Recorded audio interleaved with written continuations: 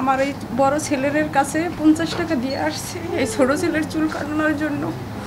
যখন বড় ছেলেরে বলছে যে ছোট ছেলের চুল কাটানোর জন্য, আমি বলছি যে না, আজকে বড় ছেলে চুল কাটাবেন, আজকে আপনি যাইয়া ছেলের চুল কাটাই নিয়ে আসবেন। তারপর হে বললো যে না, আমি বাইরে যাব। আজকে আমি সকালবেলা আমি আজকে রুটে বইয়া ছাত্রদের সাথে নামাজ পড়বো। আমি বলছি যে আচ্ছা ঠিক আছে, আপনি ছাত্রদের সাথেই নামাজ পড়েন, সব জায়গায় আল্লাহর জায়গা, যেখানে বই নামাজ পড়বেন আল্লাহ আপনার নামাজ কবুল করবো। কয় হ, আজকে আমি নামাজ পড়বো। আমি এবার বললাম কি, আপনার পাঞ্জাবি পায়জামা এটি সব ওখানে রেডি করা আছে, আপনি নামাজ পড়েন, ঠিক আছে, সমস্যা নেই। তারপরে এইটা কইয়া পরে আমার সাথে 9টা বাজে কয় খাবার হয়েছে। আমি বলি হ্যাঁ খাবার হয়েছে। কয় আমার না খিদে লাগছে, আমাকে ভাত দাও। তারপর আমি আমার এই ছোটো ছেলেকে নিয়ে তারপরে ভাত খাইতে বইছি। তারপর আমার স্বামীরও ভাত দিছি, আমিও ভাত খাইতেছি, আর এই বাচ্চারও ভাত দিছি। তারপর আমার স্বামীর পাতে মুরগি রান্না করছে, গোস্ত উড়াইয়া দিছি।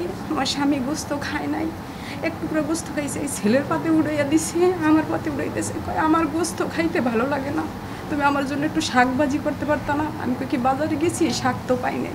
কয় আচ্ছা, তাই আমি আজকে যাত্রাবাড়ি যাবো, যাই আমি শাক পাতা নিয়ে আসবো, তরু তরকারি নিয়ে আসবো। কয়দিন তো আমার তো কাজ হয় না, আমরা তো একদিন কাজ না করলে আরেকদিন খাবার পাই না। এবার আমি বললাম যে এই গ্যাঞ্জামের মধ্যে আপনার যাত্রাবাড়ি যাইতে হইবে না। কয় যামু, যদি কপালে মরণ থাকে মরবো, হ্যাঁ, এই লেগে ভয় করে কোনো লাভ নাই, আজকে আমি যাত্রাবাড়ি যাবো। এই কইয়া তারপরে ওই ভাত ওই এক টুকরো গোস্ত দিয়ে খাইছে, আর গোস্ত আমার পাতে উড়িয়ে দিছে, ছেলের পাতে উড়িয়ে দিছে। আমি বললাম কি, আপনার একটা জিনিস দিলে খান না? কয় আচ্ছা তোমরা খাও। তারপর আবার বলা ধরছিল যে আমি তো রোডে ঘাটে থাকি, কোন সময় কি হয়ে যায় বলা তো যায় না, তুমি এই ছেলে দুইটা নিয়ে তারপরে থাকবা। এবার আমি বললাম কি, আপনি এইসব কথা কেন বলেন? আপনি এইসব আজে বাজে কথা বললেন না, আজে বাজে কথা শুনতে ভালো লাগে না। এই বইলা তারপরে 9টা বাজে দরজার সামনে যখন গেছে, কখনো আমারে বলে যে করছে, আমি যাই। আমি কই আচ্ছা যান, তাড়াতাড়ি আইসেন। কয় আচ্ছা ঠিক আছে। কিন্তু তারপর আর সে আমার বাসায় আর জীবিত ফেরত আসে নাই। তারপর তার নিয়ে আসি, যাত্রাবাড়িগুলি নিয়ে যাই লাশ 11টা সাড়ে 11টা বাজে। আমার স্বামীর মোবাইল দিয়েই একটা লোকে ফোন কইরা আমাকে বলে, প্রথম ফোন দিয়েছে আমার ননদের কাছে, আমার ননদের কাছে ফোন দিয়েছে, দিয়ে হের কাছে ডাইরেক্ট বলছে যে আপনার ভাই গুলি খেয়ে মারা গেছে। আমার ননদে থাকে গ্রামে, দেশের বাড়ি বরিশাল। তারপর হে ওই কথাটা হই না, হে অজ্ঞান হয়ে পড়ে গেছে। তারপর হ্যাঁ মেয়ে ফোনটা করেছে, দইরে বলে যে আপনারা এটা আজে বাজে কী কথা বলেন, সকাল 8টা বাজেও আমার মামা আমার মার সাথে কথা বলছে। কয় হে এবার কয় কি করছে, এইভাবে এমন কথা বলে। হেবার কয় কি না, হে গুল্লি খাইছে, হে আহত হয়েছে, তারে আইয়ে তোমরা নিয়ে যাও। এরপরে হেয়ার কাছে আর ফোন দেয় নাই। হে বললো যে আমি তো থাকি গ্রামের বাড়ি, আমি কিভাবে যাব? দেখেন ওখানে সুজন লাইজু নামে সেভ করা নাম্বার আছে, ওই নাম্বারে ফোন দাম। তারপরে খুঁজতে আমার নাম্বারটা পাইছে বুঝি, সেই লোকে পাইয়া তারপরে ওই লোকে আমার কাছে ফোন দিয়েছে। পরে আমি দেখি মোবাইলটা বের করে দেখি যে আমার স্বামীর নাম্বার। তারপর আমি ফোনটা রিসিভ করে হ্যালো বলছি, যখন দেখি অন্য মানুষের কণ্ঠ। তারপর আমি বললাম যে আপনি কি? এইটা কার নাম্বার? আমি বলি আমার স্বামীর নাম্বার। তারপর করছে, আপনার স্বামী যাত্রাবাড়ি গুল্লি খেয়েছে, আপনি আপনার স্বামীর নেন আইয়া। আমি পরে চিৎকার দিয়ে বললাম যে আপনি কি করেন? আমার সুস্থ স্বামী বাসার দিয়ে বের হয়েছে, আমার স্বামী গুল্লি খেয়েছে। কয় হয়ে এই যে বলছে। পরে আমি আমার ছেলেরে বলি, সুজন তোমার বাবা বলে গুল্লি খেয়েছে, যাত্রাবাড়ি আছে, তাড়াতাড়ি চলো। তারপর আমার ছেলে বলে কি বলো মা? আমি কই হ্যাঁ আমার বাবা গুল্লি খেয়েছে। তারপর ছেলে বললো, আমি কই এই দেখো তোমার বাবার নাম্বার দিয়েই আমার কাছে এক লোকে ফোন দিয়েছে। তারপর আমার ওই বড় ছেলে আবার ফোন দিয়েছে ওই নাম্বার, আর বাবার নাম্বারই ফোন দিয়েছে। আমার বড় ছেলের কাছে ওইটা বলছে। তারপর মনে করেন রার বা কৃষ্ণানের লগেই থাকে। আমার ওই ছেলে বলে যে মা তোমার যাইতে হবে না, আমি অনেক কান্না করতে আসি। আমার আশেপাশের লোক সবাই দৌড়িয়ে আসছে। পরে তারপর আমার ছেলে বলে কই তোমার মায়ের কান্নে করে গেলি? কয় আমার আব্বু বলে গুল্লি খাইছে। এবার কই আপনি চিন্তা করেন না, হাতে পায়ে কোনোখানে গুল্লি লাগছে, যান যাইয়ে নিয়ে আসেন যাইয়া। তারপর আমি ছেলে আমারে বলে যে না তোমার যাইতে হবে না, আমি যাই আমার আব্বুকে নিয়ে আসবো। আমি কই না আমি যাবো, আমি তোমার আব্বুরে দেখবো, এর লাগে কথা না বললে আমার ভালো লাগবে না, আমি বাসায় থাকতে পারবো না। তারপরে গেছি যাইয়া, তারপর রোডে বের হয়েছে। পরে কোনো রিস্কা আল্লাহ যাত্রাবাড়ি আসতে চায় না গ্যাঞ্জামের কারণে। তারপরে সাইডে রিস্কার পরে আরেকটা রিস্কা লাহে পরে শিখে আমি কই কি ভাই একটু লন, আমার স্বামী না যাত্রাবাড়ি গুলি খাইছে, আমার স্বামী রেজাই আমার আনতে হইবে, আপনি একটু লন, আপনার কোনো সমস্যা হবে না, আমি আছি। তারপর ওই রিস্কালাটা আমার লইয়া গেছে। তারপর তো যাইয়ে দেখি কি একটা দোকানে নিয়ে ফার্মেসির ভিতরে রাখছে, ফার্মেসির শাটার ফালানো পরে পর আমি যাই উনি খারাইছি করে আমার না সাইডে সরাই দিয়েছে, কয় কি তুমি ঢোকো, আমার ছেলেরে কয়। আমার ছেলে তো ভাবছে যে আমার বাবা গুলি খাইছে। তারপর আমার ছেলে ঢুকছে, আমি এখন বাড়ির পাশে রোডের কিনারে বসে কান্না করতে আসি। তারপর আমার ছেলে ওই ভিতরে ঢুইকাই দেখে বাবা বিছানার চাদর দিয়ে পেঁচাই রাখতেছে। আমার ছেলে ওই অবস্থায় দেখে একটা চিৎকার মারছে, ওই চিৎকার আমি বাইরে ঘুমে শুনছি। শোনার পরে তারপরে আমিও চিৎ করে মারছি, চিৎ করে মাইরা তারপর আমি অজ্ঞান হইয়া মাটিতে পড়ে গেছি। তারপর ওখানে ফ্যামিলি বাসা ছিল, এরা এসে আমার নিয়ে গেছে অনেক লোকেরা ভিতরে। এখন আমার ছিল ওখানে বই কান্না করে, আমি ভিতরে বই কান্না করি। এখন ওই ফার্মেসিওয়ালা বলে আবার ওখানের লোকেরা হুমকি দিয়েছে যে তোমরা তাড়াতাড়ি ফার্মেসি বন্ধ করো, নাইলে তোমার ফার্মেসিতে আগুন ধরাই দেবো। তারপরে ফার্মেসিওয়ালাই বলতে আছে আপনারা কান্না করেন, পরে আগে আপনার স্বামীকে নিয়ে যান, নাহলে আপনার স্বামীকে আমরা রাখতে পারবো না, শেষে আপনিও পাইবেন না, আমরা রাখতে পারবো না। তারপরে এখন কি করবে, ছেলে কোনো জায়গায় ভ্যান গাড়ি পায় না, এবার অনেক কষ্ট করে একটা ভ্যান নিয়ে আসছে। আইসা এবার এই ভ্যানে কইরা আমার স্বামীর মাঝখানে শোয়াইছে ভ্যানে, আমার ছেলে বইছে এক সাইডে, আমি বইছি এক সাইডে। আমার বুকের ভিতরে জানেন না একটা পাথর চাপা দিয়া তারপর আমার স্বামীকে নিয়ে তারপর আমি বাসায় আসছি।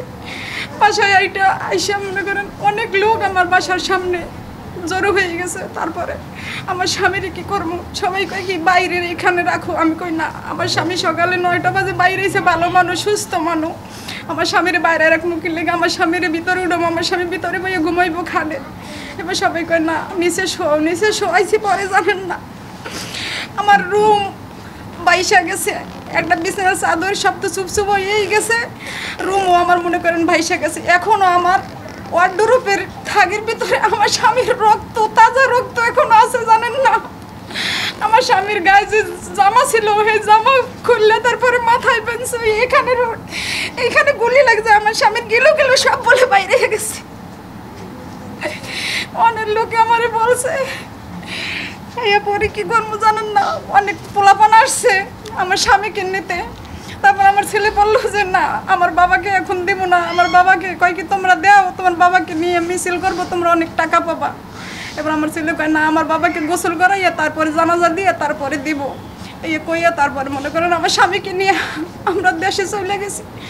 তারপরে মনে করেন 2 ঘন্টা পরে আমার বাসার ভিতরে অনেক লোকজন ঢুইকা আমার বাসা ভাঙচুর করছে, আমার ঘরে মাল জিনিস সব ভাঙচুর করছে। তারপরে তো মনে করেন আমার স্বামীকে নিয়ে পরে দেশে নিয়ে মনে করেন দাফন দিয়েছি।